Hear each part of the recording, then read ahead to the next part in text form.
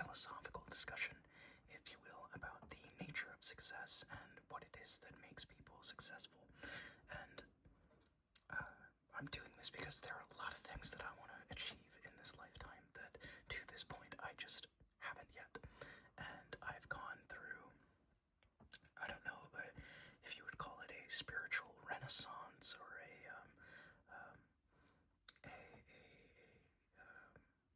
I don't know, an existential crisis. I don't know, but I've gone through this period recently where I've been analyzing a lot of people that are successful in the fields that I want to succeed in, and people that are successful in other fields as well. And I think I've determined the three key factors or pillars of what makes people successful. And I think this information that I'm going to share with you can be applied to any goal that you are looking to achieve, no matter how small or how grand it is.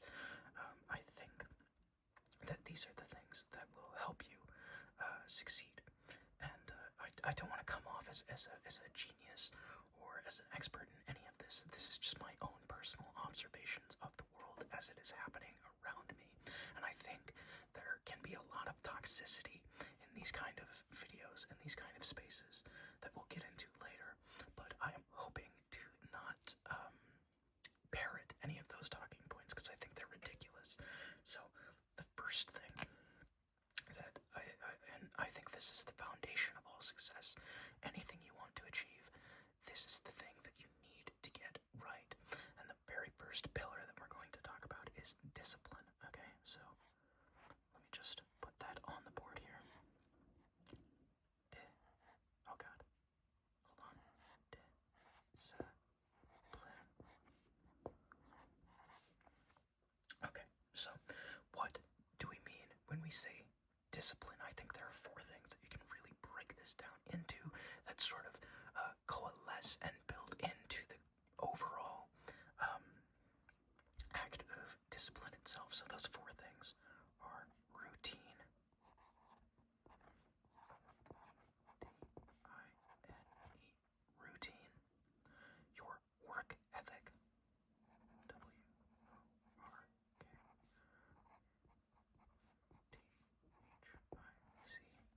your habits,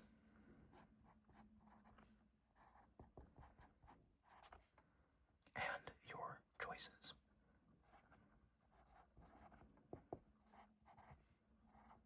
And again, I apologize, my handwriting is not the best in the world, but I hope that's legible enough to make sense of it. Now, when we look at these four things, right, I think they kind of begin to interact with one another, right? I think if you really look at it, all four of these things can affect each other in different ways and sort of break down your ability to be disciplined, right? So in my case, to get a little personal here, which I normally don't do, I have a lot of terrible habits, right? I don't sleep very well. I eat like absolute garbage. I don't hit the gym as often as I should. When I was younger, I was very physically active. I was very physically fit. I played a lot of sports, and I've sort of let that go a little bit after I've graduated in the pandemic and all that stuff. So I need to return some of that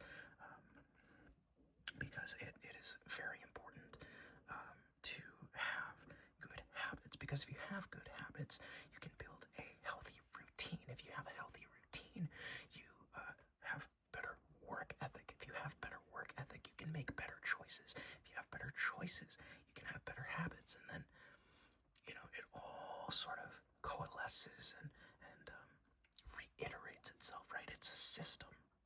Okay? So, when you break it all down, right? And you're asking yourself, how can I do better? How can I be better? How can I achieve what I want to achieve? I think these are the four things that you should start with, right? Am I making the right choices, right? Am I employing healthy habits? What does my routine look like? Where is my work ethic? Am I underworking? Am I overworking? These kind of questions, I think, are where you can start, building baseline to then, push through some of your goals. And as I said earlier, I think there's a lot of toxicity in these kind of spaces, right? When you go on YouTube and you look for gurus that are trying to sell you a course, and they're always just talking about sacrifice. I think that's the most overrated part of all of this. Is just like, oh, if you want to be successful, you've got to sacrifice. And yes, there is some truth to that. Okay, I don't want to diminish that idea entirely, because again, there is some value in that idea, but I think they oversell it, right? I think they have a obsession with the idea that you need to, you need to abandon all pleasure seeking. You need to, anything fun, anything leisurely. You can't do that. If you want to be successful, it's just work, work, work, work, work, work, work. And I don't think that's necessarily true. Okay. I think work ethic goes both ways. I think you can both overwork yourself and underwork yourself, and they are both just as detrimental to your overall success if you do not analyze it and recognize it. Okay, so yes, I do agree to a degree. I do agree that you will need to sacrifice. Okay, there are things that if you want to be successful, you are going to have to move away from. Whether that's some of your favorite meals because they're just full of garbage, right? And that's not to say that you can't have them once in a while. Of course, part of discipline is moderation, right? You need to understand that some of these things that you are doing too much of, right? And again, that comes down to habits. So you will need to make sacrifices. And that is something that I think a lot of us need to get better at. I think a lot of people today, and I don't want to overgeneralize, of course, but I think a lot of people in today's day and age are unwilling to be uncomfortable. And that, I think, plays into this in another way, that we live in a society that is just so afraid of feeling uncomfortable. And I think that is a skill that we need to bring back. And I don't think that quite fits into what we're talking about here, but maybe in another video, if this does well, we'll talk about it then. So I think that about covers discipline for the time being. Your routine, your work ethic, your habits, your choices. This is discipline. This is where you start. This is the base you build off of. So let's talk about the second pillar.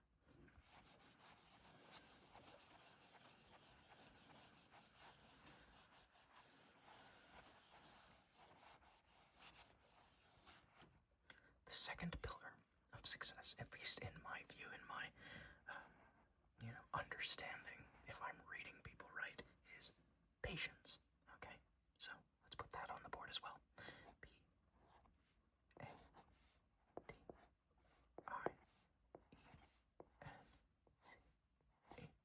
Patience. Patience.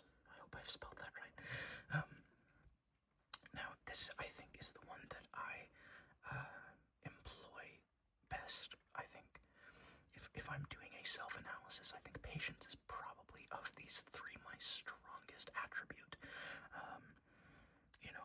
I've always just been raised that way. It's just, I guess, natural to me. I was in theater for many, many years, and you kind of need a lot of patience to be able to go through that, because you're working with so many other people. They don't know their lines. It's a lot of rehearsing, a lot of practicing, all that kind of thing. So I think patience is something that naturally I'm just very good at, and sometimes I think maybe that can also transform into a form of apathy, which you wanna avoid, of course. Excuse me a second. Sorry, I had something caught in my throat. But patience is the ability to see your discipline in motion, right? So I don't know that you can break this down as much, but patience comes in with your emotions a lot, right? So we'll throw that on there. Emotions. Um, to have a lot of patience, you're absolutely going to need some level of emotional control. You need to understand how your emotions affect you, what triggers those emotions, and how you act after you experience those emotions. For example, fear, right? A lot of these guru types that talk about this stuff will tell you about a book called The Gift of Fear. I forget the name of the author off the top of my head, but The Gift of Fear is a book that talks about how you can use fear as an incredibly potent tool, because fear is one of our most primal emotions. It is hardwired into our brains, and it can also hamper us, right? So, with something like fear, you need to understand what you are afraid of, okay? Why you are afraid of that thing, and how you act when you are afraid.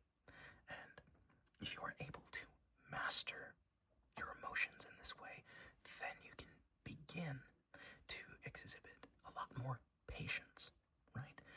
Because I think patience, in a way, you can think of it as the opposite of your emotions, right? Your emotions can often make you irrational and erratic and control you in ways that you don't expect, right? So I think that is the main thing with patience, is a lot of it is just emotional regulation. And in order to have that emotional regulation, of course, you need to have discipline, right? So again, like these three things that we're going to talk about today, they are, in my opinion at least, they are completely and utterly intertwined. So, you want to build a strong base of discipline, but you can also just be naturally good at some of these other skills, in my opinion, and, find a way to work from those. Like I said, I think patience is probably my best attribute. And it wasn't always like that, right? I used to be a very angry kid, okay? Just absolutely furious all the time. Hold on a second, my cat is right outside the door. I need to see what she needs.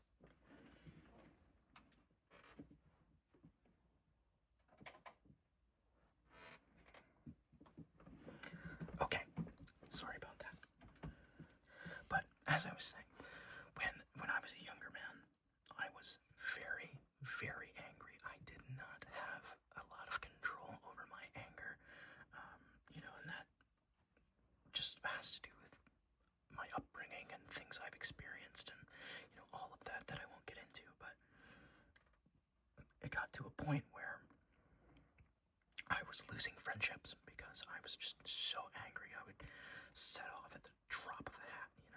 It wasn't a type of anger where I would get physical with anyone, but if I had felt slighted, if I had felt cheated, if I had felt that someone had wronged me in some way, I would just go all in on the verbal attack. I would scream at them. I would tell them to go to hell. It's just, I would get on this high horse, right? That I felt I had been wronged, and so that was an egregious sin for that person to make. And eventually I realized I needed to be more proactive in the way that I handled that, right? I needed to use better communication, and I think that's another thing that we can put down for patience is. Hold on. What is happening here? Come on. Communication.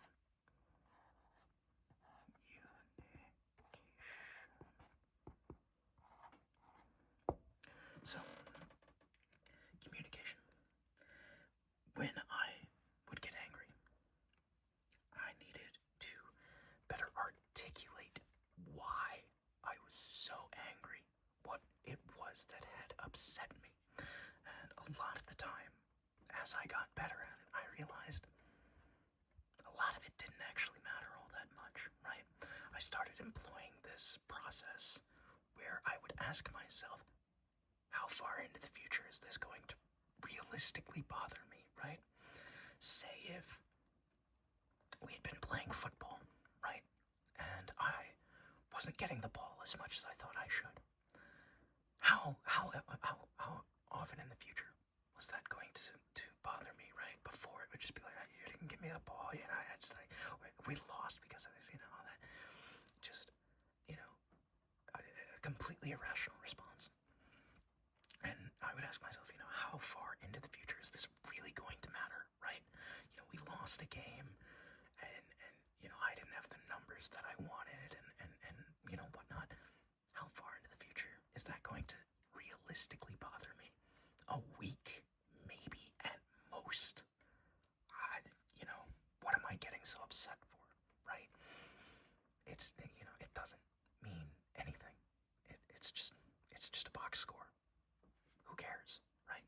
So, I think that is a very key factor in determining how successful you will be, is if you can regulate your reactions, if you can communicate your feelings, that kind of thing.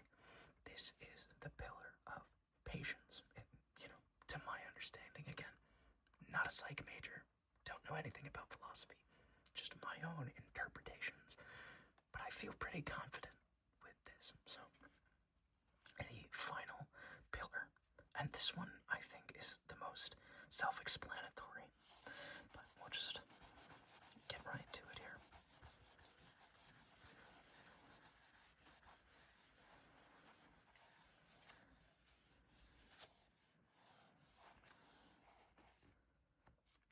The final pillar of success is consistency. So, I'm gonna have to do some math in my head. How do I fit this on the board? We'll start over here.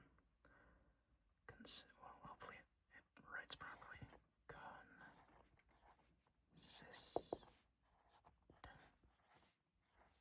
See, maybe overcompensated there, but I hope I spelled that right.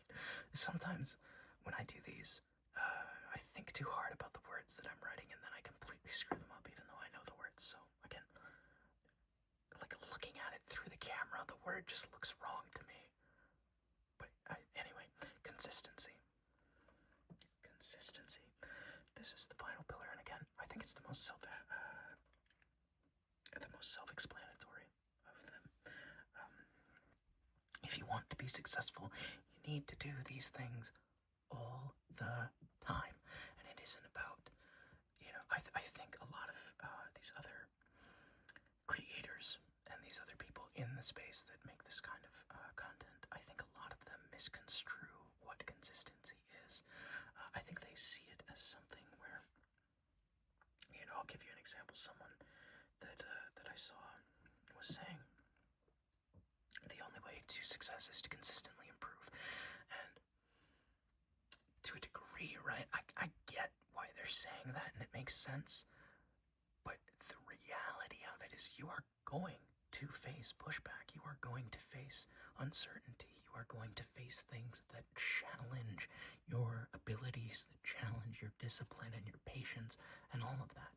Consistency, to me, is just the ability to consistently employ your principles, to consistently employ your discipline, and consistently employ your patience to get out of these situations, right? If you face a setback, right?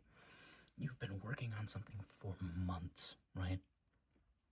Something catastrophic goes wrong. Can you consistently get better from that? Maybe. But I think it's more important to just consistently keep working despite a failure or a fuck up or, any of these other things. Because, the future isn't something that actually exists, right? We can say all we want about the future and, oh, I'll get this done, or I'll do this, or whatever. None of that is real, right? The only time we have is right now. And if you want to be consistent, that's the only time you get to do it. So you can say, oh, well, in the future this will happen. Well, you don't know that, right? So you just need to consistently keep applying the principles of discipline and patience. And then eventually, it'll just work out. In my opinion, at least, It's like, yes, you will encounter failure. Yes, you will encounter things you didn't account for. You will have things go wrong. But if you can just keep doing what has brought you there, you will be able to bring yourself out of it. It isn't about, constantly being better, right? It is constantly being capable, I think, is a better way to look at it, right? So let's just recap these principles. So, hold on. Discipline.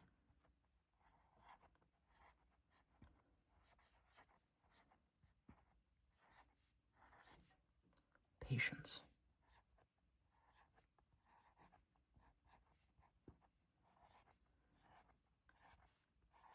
And consistency.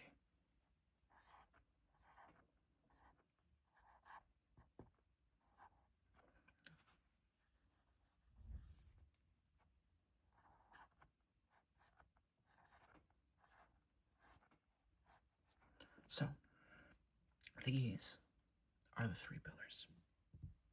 You can call them whatever you want. You can, I wouldn't put anything above discipline, but you can swap these other 2 out all you want, right?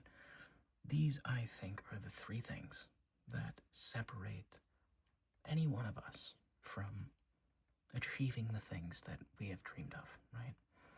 And, I'm going to try and enact these principles myself and see where it gets me. There's a lot of it that I need to work on personally, but I feel very confident in these 3 principles, these pillars, these, structural guidelines, whatever you want to call them. I think these are the virtues that are going to determine where you end up in life. So, I hope that has made sense. I hope you did enjoy this, whatever this is, this philosophy, psychology, whatever.